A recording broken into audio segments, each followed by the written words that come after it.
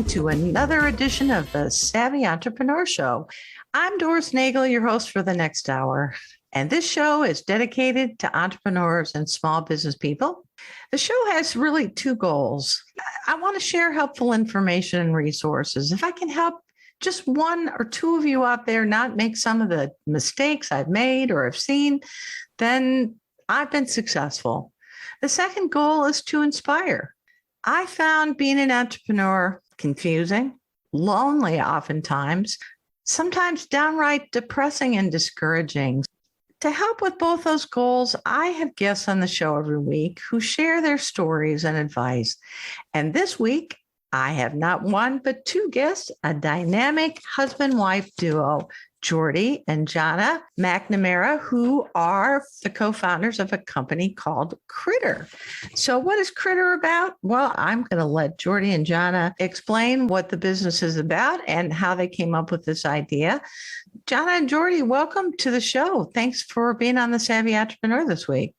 Thanks so much, Doris. We're excited to be here. Thanks for having us. Yeah, thanks so much for having us. Absolutely. I love husband and wife duos. It's always fascinating how people come up with business ideas, first of all, but I'm also just fascinated by how people decide to go into business together. But before we delve into some of that, talk about what Critter is. I love the name, by the way, but what is Critter and what does it do?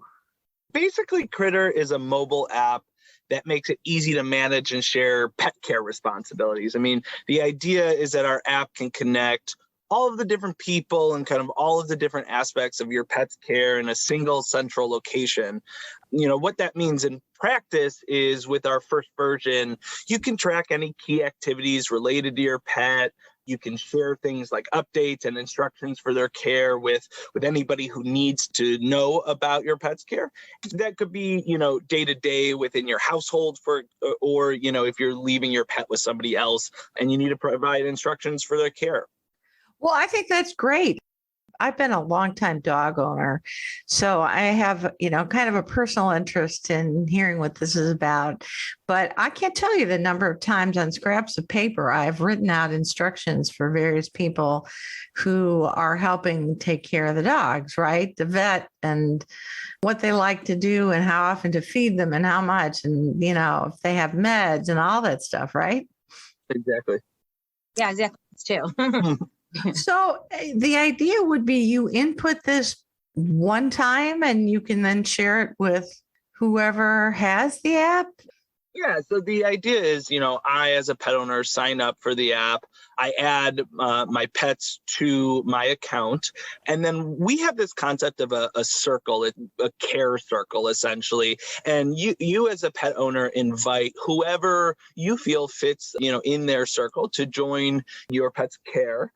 And you invite them, they download the app, and then they're able to kind of participate in the app with your pet's care. So the idea is anybody in the circle has access to see a timeline of events and activities that are related to your pet's care, as well as what we call a care plan. And that's where you kind of outline all of the different instructions, the things you hit on, Doris, the medications, the feeding, the walks, whatever it might be. And then that's an easy place for me as a pet owner to maintain instructions over time and easily kind of just share it with anybody who's invited to the circle. How'd you get the idea for this business? Yes, the original idea came actually from a problem, we experienced in our own life being pet owners. We have a dog, Lucy, and typically we'd leave her with Dre's parents, like anytime we'd go out of town or something like that. Every time we left her, we'd write up, a long list of instructions to remind them, what medications she was taking, like when and how to give them, her walk schedule, any feeding instructions, and just like any other miscellaneous things they need to know. So, like we said, we'd write it all on this piece of paper, leave it with them. And of course, inevitably, there'd be something we forgot to include or like questions that we needed to clarify. And so like every time we come home, we'd always just say to each other, there really should be a better way to kind of maintain and share all this information. Well, so is the idea that you would be able to invite your vet to join the circle, or I'm not sure what their response would be if I told my vet to do that. No, so that's a good question. I mean, that's the long-term vision. Everything we've described so far is kind of our phase one in terms of like what our initial product will be and who it's geared towards, and that's the pet owner. But our long-term vision is to build software for pet professionals, and that would be your vet or your dog walker or a trainer, a groomer, really anybody who might, professionally work with pets. We plan to build software for them. And at that point, they would then get the benefit of our pet owner app becoming their de facto customer application that they can interact with you. So I think if you went to your vet today and said, hey, join my circle, I think they'd be like, what are you talking about?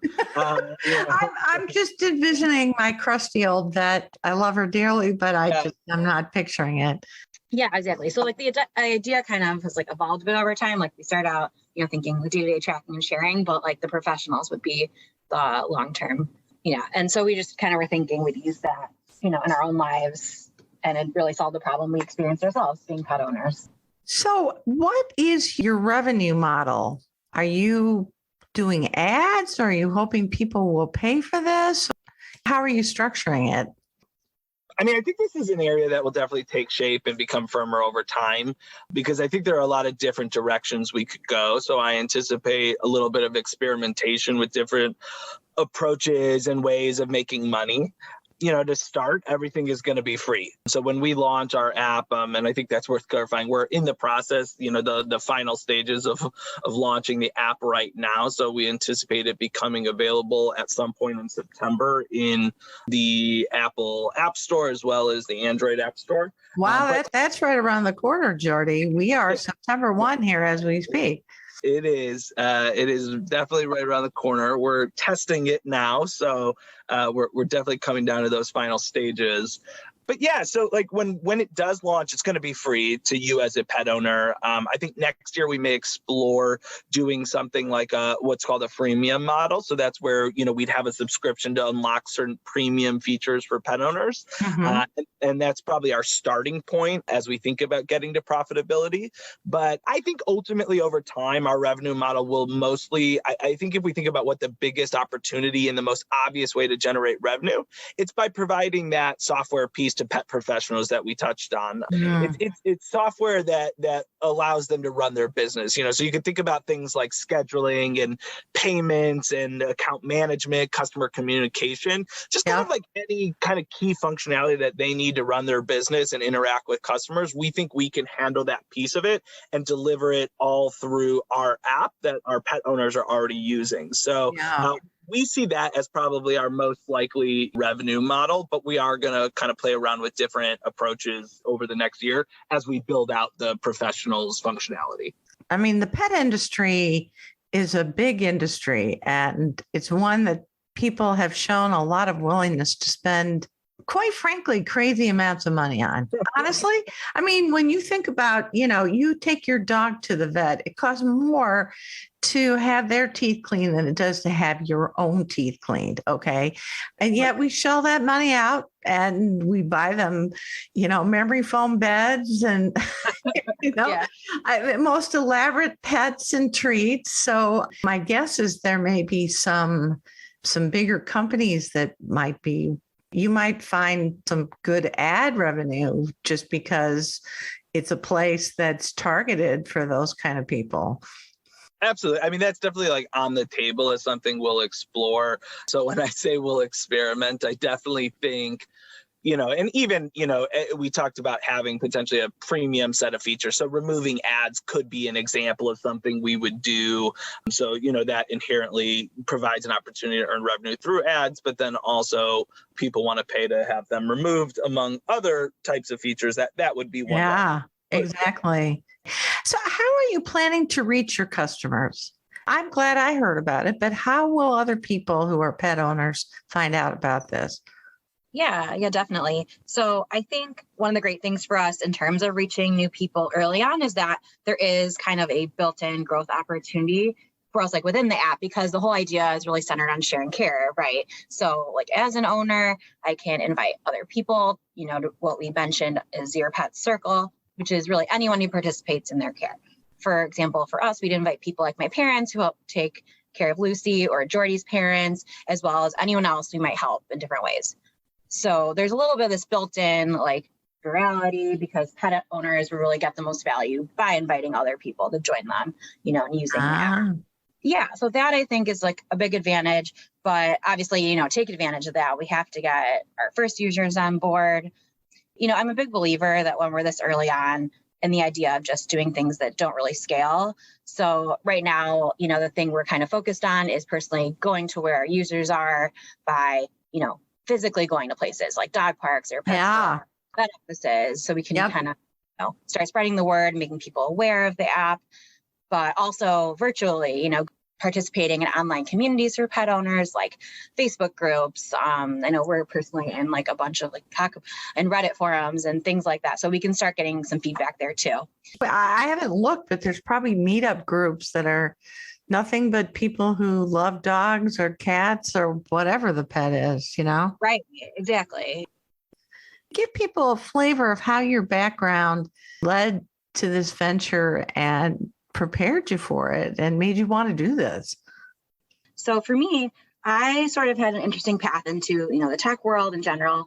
I originally studied food science in undergrad, thought maybe I wanted to go into the health field, eventually go to med school or maybe dental school, but eventually decided against those and actually went back to school to get a master's in computer science. I've always been more of a math and science. Wow. And yeah, and so I started my career as a software engineer. I worked at a bank right out of my master's program as a software engineer, and then a couple of different startups in Chicago after that. So I got to experience, really different types of companies and cultures. And I just feel like I got a good base of like how startups work. And it got me like down this path and interested in feeling like, oh yeah, I could, do startup of my own. And particularly because Jordy and I have really complementary skills and the experience to pursue this, and kind of always wanted to be our own boss. That was such a huge thing for us to be able to, feel comfortable taking the leap and leaving our jobs to start this. I mean, because like for my background, I started out my career in consulting, which I think really just fit my personality and my interest, just in terms of really being able to get a good foundation across a lot of different areas, and then constantly be learning new skills because I was constantly, switching projects, switching clients and industries and things like that.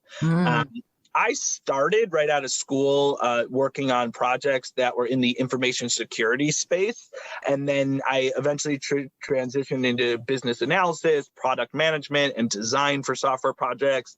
And then eventually I worked in mergers and acquisitions advisory as well before becoming a product manager at McDonald's, actually. So to Jahna's point, with her experience from a technical perspective, and my own focused on more of the functional areas around software, I think we were able to at least start with like a good foundation to build from. Obviously, there's just like so much to learn, but having that good mix of skills and experience for this type of company has been a huge help in the beginning. And it's allowed us to get to the point where we're at, which is, right about to launch a full, pretty robust, I think it's pretty robust, mobile application, without a ton of outside help.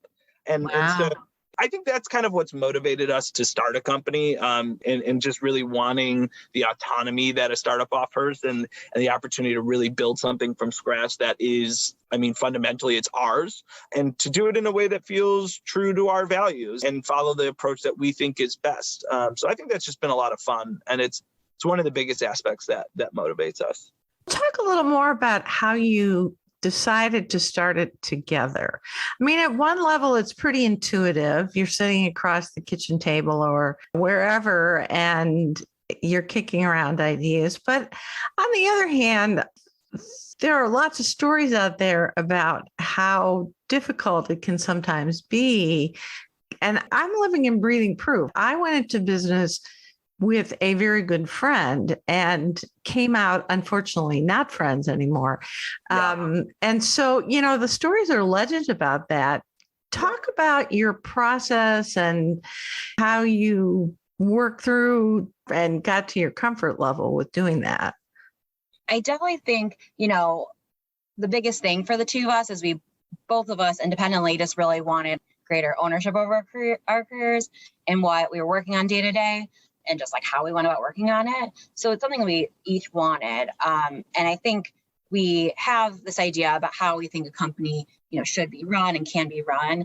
And the opportunity to try and make that happen was just like really appealing to both of us. So part of that is we also just sort of really like this idea of really building something, starting at zero, growing into something, having true ownership that, you're not able to working for someone else. And it's an idea that had really stuck with us for years, that we kind of just like talked about for a long time.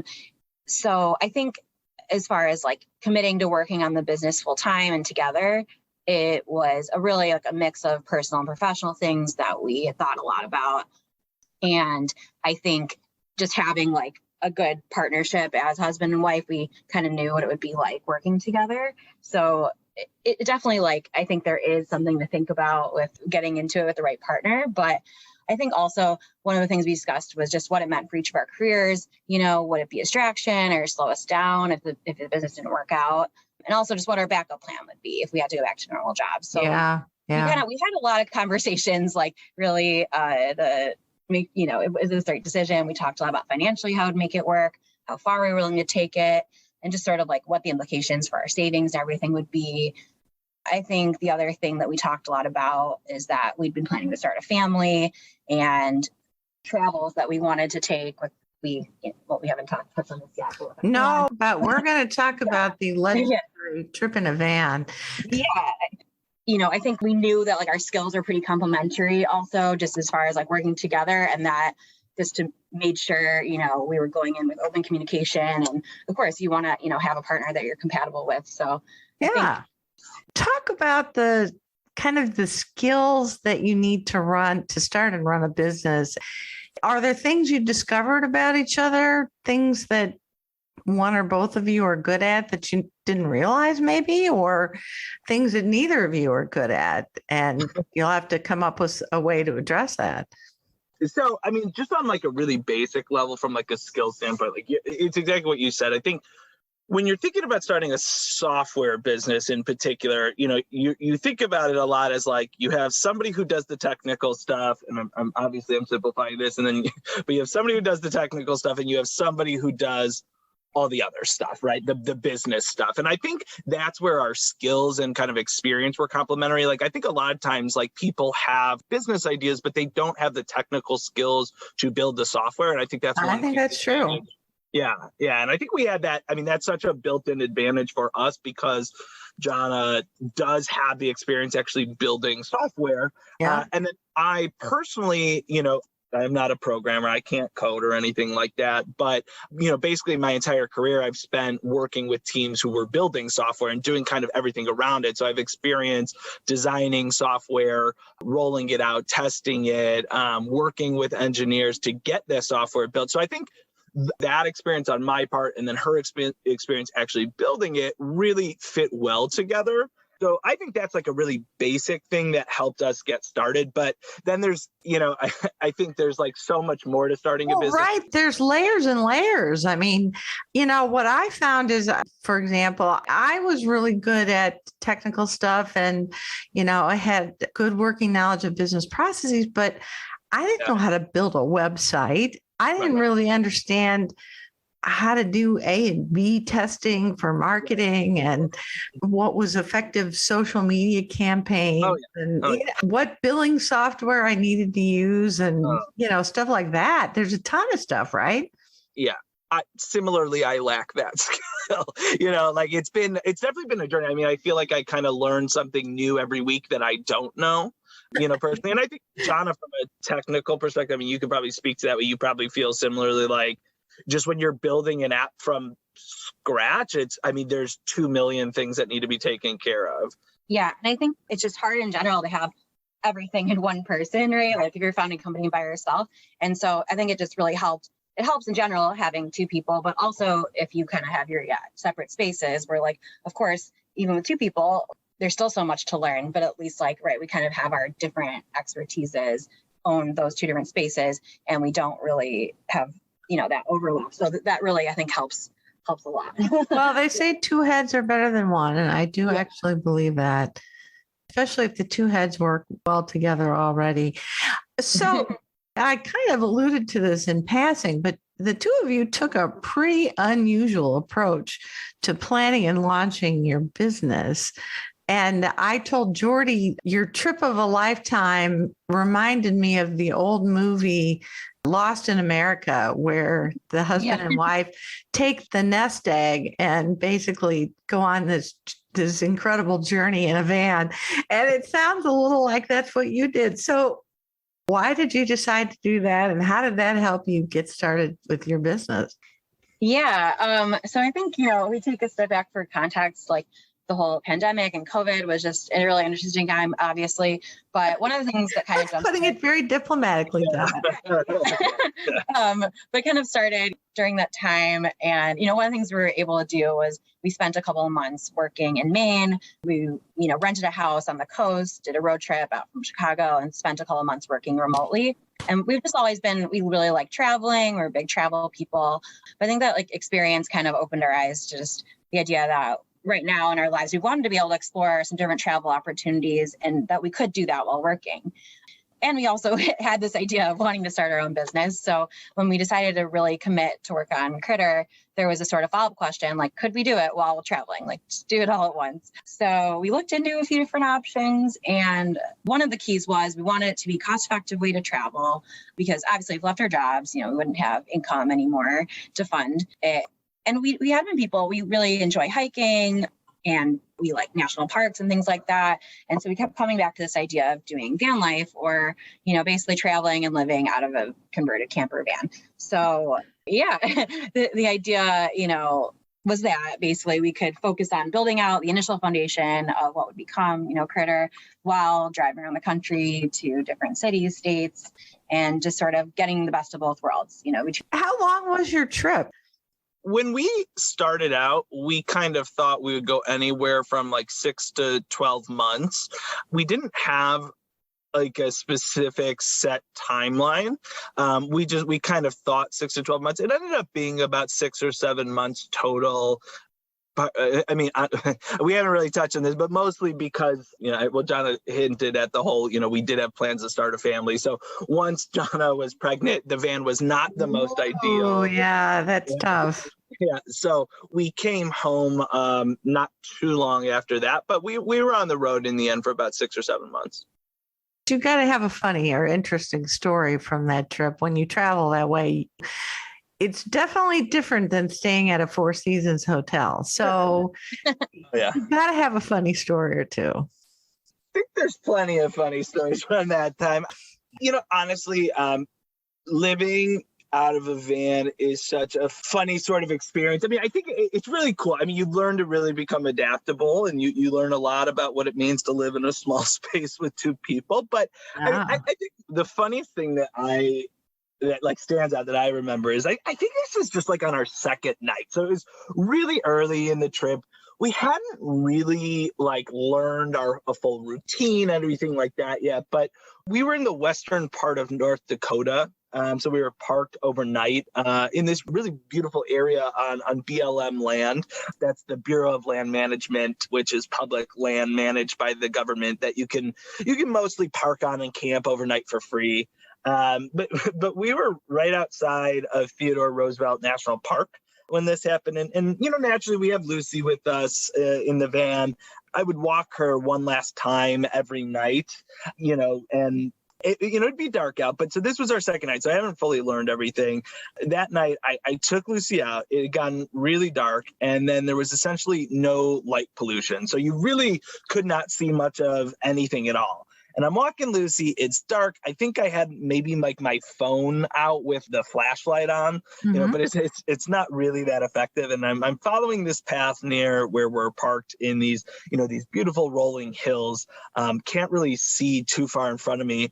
And I'm sort of just absentmindedly enjoying the walk because it's really nice out. And then at some point I look up and around and I see these two yellowish ovals. And I sort of just think to myself, those sort of look like eyes. Hey. And I'm like, they're not moving. I'm just going to shrug it off and, hope that it's, it's nothing. I keep walking. I'm looking up again, and all of a sudden, these 2 ovals become 4 ovals. Oh, And then no. I look around, and all of a sudden, I see 8 ovals, and I just kept discovering new sets of them, and they were all just staring at me, and I was like, what's going on? So I held the flashlight up further in front of me, and I just see this large, like, dark frame of a body, and it starts to move. And I kid you not, I yelled, I think I yelled at the top of my lungs and just started running in the opposite direction back towards the van. I was holding onto the leash and just sort of freaking out. And I think I tore open the van's door. I picked Lucy up and I just slammed it behind me because I don't know, I was genuinely really scared. I mean, I really. Oh, yeah. Even around my neighborhood, I don't know how big your dog is, but there are fairly good-sized coyotes that patrol around. And mostly they'll leave you alone because they get enough garbage and other stuff to eat around here. But still, if you had a whole pack of them approaching you, I'd be nervous even here, much less out in the middle of nowhere. Yeah, and I was convinced that this was an angry herd of buffalo or a bear or something. I don't even know. Right. The best part of it, though, was that in the morning, I tentatively poked my head out just to look around and see if any animals were still around. And I just started laughing. I see this very peaceful pack of cows. And they're you're kidding. They're casually grazing in the area. And there was actually a wire fence between us. And so I think I just interrupted their sleep that night.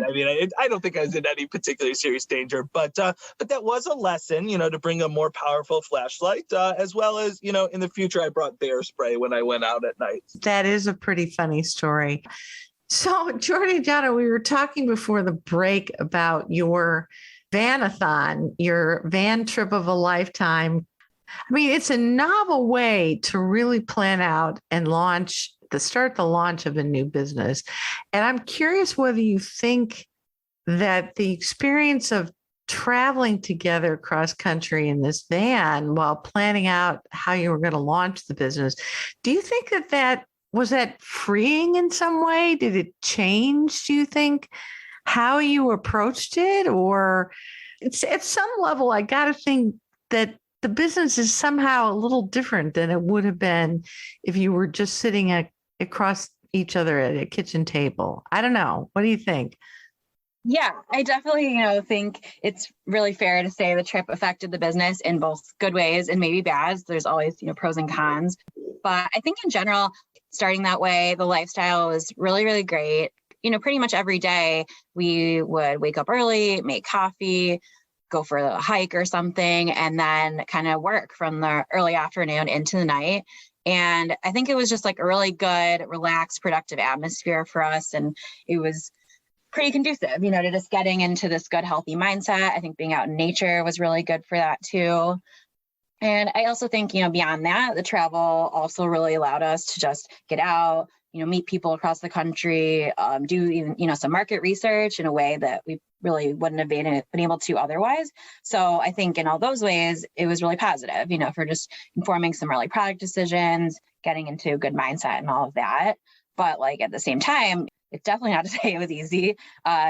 Doing, both those things at once can be difficult. Living in the van was this incredible experience. It's really one of those once in a lifetime types of things, and reason why we did it, because it's just such a unique thing to get to do. And I don't think either of us would ever trade it, but at the same time, it was difficult at times because it does, of course, take time to adapt. We're living with 2 people in such a small space and making it all work. So I'm sure you had to go shopping a lot more often. It's not like you can go to the store every 2 weeks and shove it all into this massive refrigerator, right? Exactly. You don't have that. Yeah, learning to cook in a small space and all of that. We have had a fridge, but not the same as being home. Yeah. They're also something, always kind of goes wrong in one way or another, whether small or big. Or whatever. You get lost or wrong turns. Or my sister and brother-in-law did a van vacation, and they said one of the things that they didn't expect was that navigating sometimes with this big vehicle was quite an adjustment. Did you find that sometimes too? Yeah.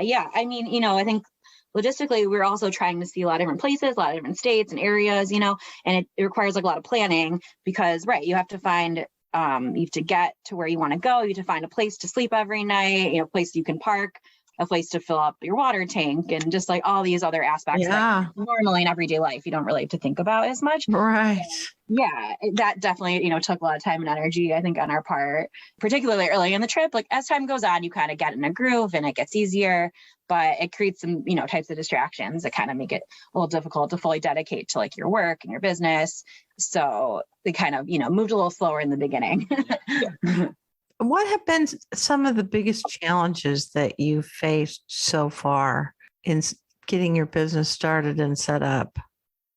I would say, one of the biggest things, and I mean, we kind of touched on this a little bit earlier. It's just like, once you get into starting a business, you realize just how much goes into building a truly full-scale production-ready, application, and then just more broadly, how much goes into building the business. And we've both, like we talked about, we both had experience building software, but then, that was part of a team.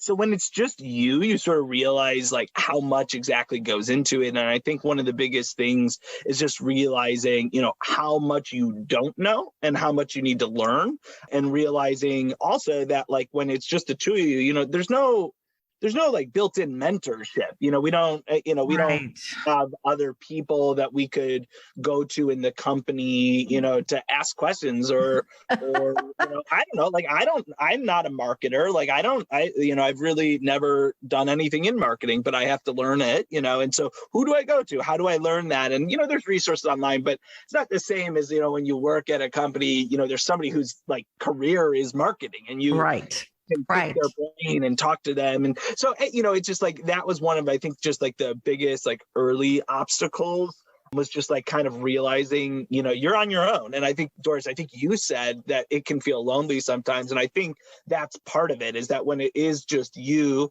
and it's Jahna and I, but neither of us have marketing experience, or accounting experience, or all the different areas we've never done. Kind of that can be a mental challenge as well, to just kind of stay positive when you're running into like new areas that you need to tackle and learn. Yeah. You made an interesting observation, Jordy, that I think there's maybe a misconception among people who are starting out, that you think, well, it's lonely, but if I just had a co-founder, it would be all collegial and, back and forth and happy, and I would never feel lonely or confusing. And I think that's a misconception maybe some people have, is you can have a co-founder, you can have 2 or 3 co-founders, and you can still feel lonely sometimes because you have your own things you're responsible for and decisions that you need to make. And you can't have everything be big confabs to talk about everything, because nothing will get done, or at least it won't get done very fast, right? Right. I think that's spot on. I mean, it's funny, but it's almost like you're lonely together. Because I mean, you're right though, because like there's certain decisions that each of us have to be able to make on our own. Like Jahna is constantly making technical decisions for the long-term like scalability and reliability of our app that I know nothing about. And, and we can talk about the implications of certain decisions, but at the end of the day, she has to make those decisions. And if I tried to run every decision past her, I mean, I'd be constantly interrupting her. I'd be constantly getting in the way of her progress. So there are a lot of things that we're highly collaborative about, and there's a lot of things we do discuss, but there's still, I mean, there's just so many different areas that need to get done that at the end of the day, sometimes you are on your own to just kind of make a decision, maybe run it by each other to make sure it sounds good, but then, keep going. So, yeah. Well, and it still can be, I guess, lonely and discouraging at times when you don't make the progress that you had hoped to make, whether you have a co-founder or not. You're lonely together, as you say, or discouraged together. Right. Well, you referenced resources. I'm curious what you found through your journey so far to be particularly helpful resources. Where do you turn when you need help with things? Are there groups? Are there certain people in your life? Is it mostly Google? What have you found helpful? Yeah, I think definitely a lot of Googling. That's, probably any entrepreneur, just when you don't know things. So a lot of, research on Google. I wouldn't say, anything particularly stands out, but also one of the best things has actually been Reddit. There are a ton of subreddits that focus on topics related to entrepreneurship, also like software engineering and startups, and even like, specific topics like email marketing, things that were like, okay, we don't know about this, but, oftentimes we'll just like post a question or, search if anyone else has before, and have really learned a lot from people there who are pretty helpful sharing their experience. So that's been a great resource a lot of times. And then we did also participate in Y Combinator. Interesting. No, sorry. Y Combinator's summer startup school curriculum. They're not the accelerator program itself, but they do offer this course you can take online. And basically it's a free program that anyone can sign up for. And they cover like general topics related to startups. And we found it was like pretty useful just to kind of learn about like a wide variety of relevant topics to starting, your own startup. So that was a good resource as well. If you had an easy button, what would it look like for finding answers? What do you wish that was out there that's not out there? Yeah, I mean, that's a good question. I could say for me, I would see it as I guess dedicated forums where you could really interact with other founders who have gone through things before. And I mean, things sort of exist, like Jahna was talking about the startup school program through Y Combinator, like that was actually useful from a networking perspective and just meeting other people that were also going through that who are founding companies. There's meetups, in Chicago and other cities for founders. There are Reddit, subreddits for startups and entrepreneurs and things like that. So you can pick their brains, but you don't always know who you're talking to, what their experience is. So I think just like, the biggest thing that would be a nice to have would just be, a bigger network of people who've done this before. We do have we're lucky we have some family and friends who we can pick their brains, on some different types of topics. But, just having a better network to kind of talk through the unique aspects of problems we face would be a nice to have. Yeah. Interesting. I started following Critter. I follow most of the startup businesses and small businesses that are guests on the show. And I just love the stories. Okay. That's just me personally. I love watching businesses and what happens to them over the years and how they grow and morph and pivot and get acquired or close up shop. And so I noticed that you've been posting on LinkedIn about your journey. What prompted you to do that? That's an interesting idea. And I've certainly enjoyed reading a couple of the posts that you put out there. Well, I'll say first, thanks for following along. We appreciate it. So I think when I think about it, we call it, what you're referring to is we just call it Critter Blog, not the most creative name, but it was to the point. And, basically the idea came from, if I go back to what we were talking about just a little while ago, that, I don't have a lot of experience with marketing and kind of PR, things like that. And so one of my takeaways was I need to use the skills I do have to my advantage. And one thing I've always really enjoyed doing was writing. At one point, I had considered pursuing journalism as a career. I was the editor of my high school newspaper. I've always just really enjoyed writing. I've had a couple blogs in the past that people enjoyed reading. So, really the idea for the blog came down to, well, how could I leverage, my skills in writing? And the original concept was, we were going to publicly announce the company in June. We'd been working on it, since last fall, but we were going to announce, kind of to the world for the first time, the company in June. And we were going to try and build a wait list up until, basically until we launched, which we had, again, been planning for September. And I thought, well, I want to build that wait list of, people who will kind of be our initial testers. I want to do that over the next 3 months. And I didn't have, like big goals. Like, it wasn't like we were like, we need to get 2,000 testers or anything. It was really like, we wanted 100 to 200 people to sign up for our wait list and become early testers of the app. And then, like we talked about earlier, like that 100 or 200 people, they might invite their partner or their kids or their parents or whoever helps with their care to the app as well. So we thought if we could get 100 people to test the app, we might have our first couple hundred users kind of organically that way. So the question was, how do we build that wait list?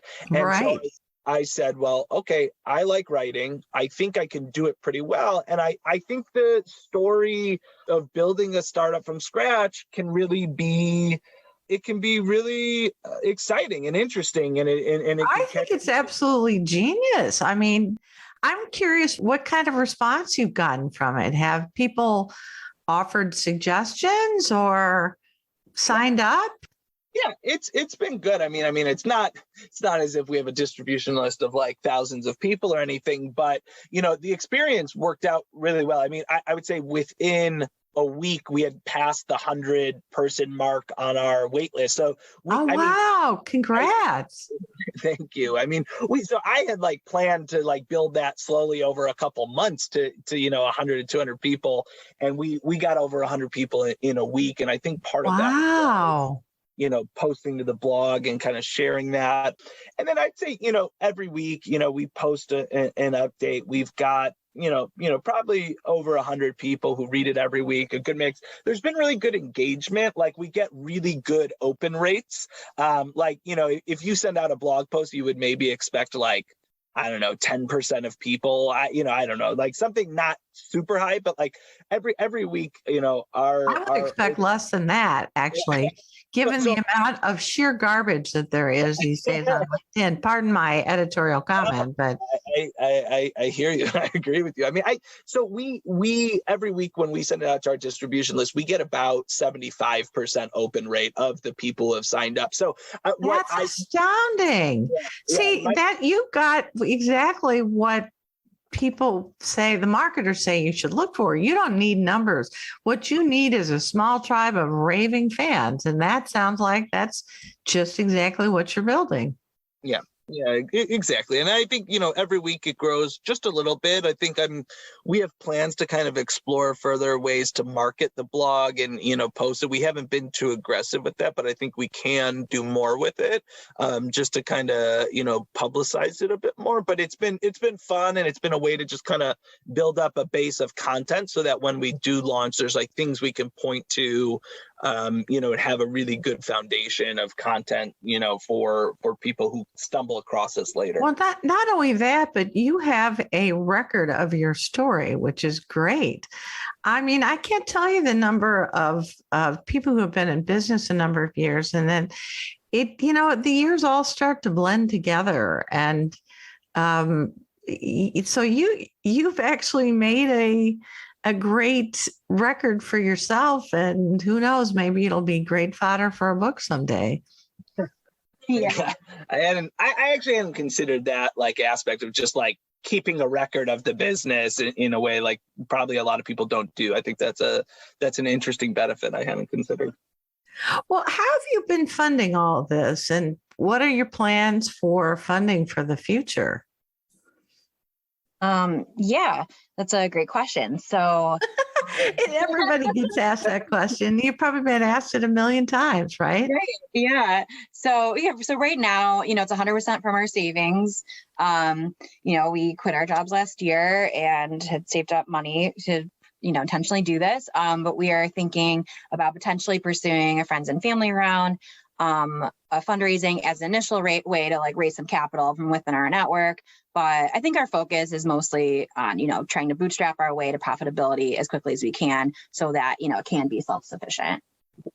And does that look likely based on your projections so far? I mean, I don't, you don't need to get into the nitty gritty, but I will say one common theme among entrepreneurs that I've interviewed on the show is that they all say it takes longer and costs more than you think it's going to take to get started. Yeah. Yeah. I mean, I do think that's fair. I think it's hard because we haven't launched our app yet to really like hone in on that. Like if, like the thing is like, so we don't have like a number of users and like growth rates that we could look at and say, this is good. I mean, obviously there's this aspect. I think sometimes like you launch an app and you just kind of hope like people find it. Like obviously that doesn't work. You have to like to get the word out and you have to like get users. And then, it's like we said earlier, when we talked about our revenue model, like everything's going to be free in the beginning. So the way we look at it is we really need to be able to fund the next 2 years, to give ourselves enough runway in order to build up a big enough user base and get to the point where we have software for the pet professionals that they'll pay for. We do think that'll take, at least another year, if not 2. To your point, it may even be longer, right? That, we don't know what we don't know at this point, and maybe we're being optimistic. But I think so. It's hard to say whether the business is going to quickly get to profitability. That's our goal. I think the biggest thing is just next year focusing on like experimenting with different ways to make money, and that might be partnering with different brands. Selling pet products through the app. Yeah. The advertising we talked about. Premium features we talked about, and then just kind of bridging. Building a bridge until we get to the point where we hit our future, more, I think, our stronger opportunities, which is that software for the pet professionals. So we'll see what happens. I think, that's why we are looking at doing, we have a lot of mixed feelings about like fundraising from like venture capital. I mean, I saw your blog post on that, by the way, and I agree with it. I mean, it's a terrible dilemma, right? I mean, okay, you get maybe some mentorship if you do it right and you're lucky, but you're not the only one driving the bus anymore. And there's a certain amount of freedom and fun that comes with being able to just follow the path wherever you think it should go, right? Yeah, exactly. And I mean, I think, like with everything going on in the economy right now, I think now is not even a particularly good time to pursue, fundraising like that, which is why I think in our head, we start with this idea of a friends and family round, which is just that, first initial, maybe smaller kind of round to bridge the gap for the next couple years, and hope that gets us to the point where we can, really implement a true business model. Yeah. Well, so I want you to share a little of your vision with my listeners. What does Critter look like 3 years from now if you're successful? Yeah, I'd say, in 3 years, if we're successful, we'd like to have built out, a really great suite of tools, both for pet owners, but also the professional area. And so, I'd imagine we have everyone from your, dog walkers to vets, groomers, daycares, shelters, like maybe even breeders or boarding places, like really just anyone who works with pets to kind of, use our app and have that central place, actively using the app, interacting with their customers, who also, consider Critter just like a really indispensable tool as pet owners, and just something that really like helps them in their day-to-day life as a pet owner and as a, pet business. So I think that's kind of our goal. Yeah. I mean, we view Critter as a platform for pet care, really. I mean, we want it to be a resource for people.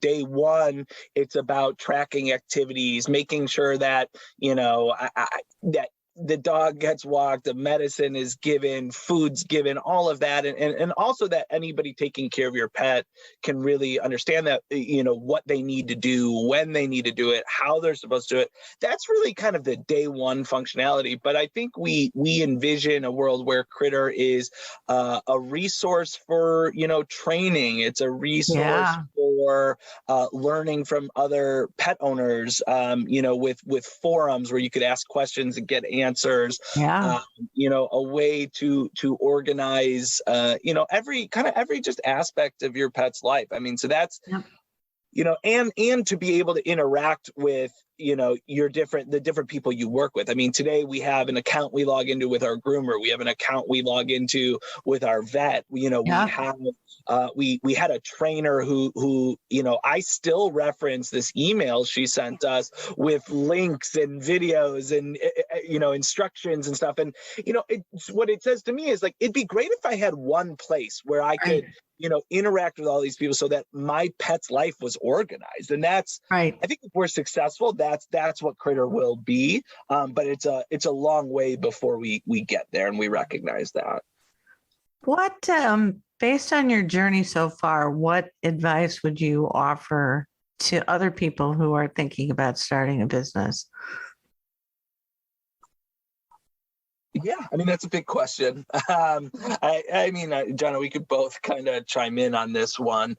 I think the one thing that jumps out to me is like my advice would be have a plan, but be responsive, because things will change. I mean, you do, like, I personally feel it's really important to map out the different steps that you expect to take, and have just like at least a high level timeline for like when you think things will get done by. I think you should have a budget, and you should track finances, and just kind of overall, I mean, that's what I mean when I say like have a plan.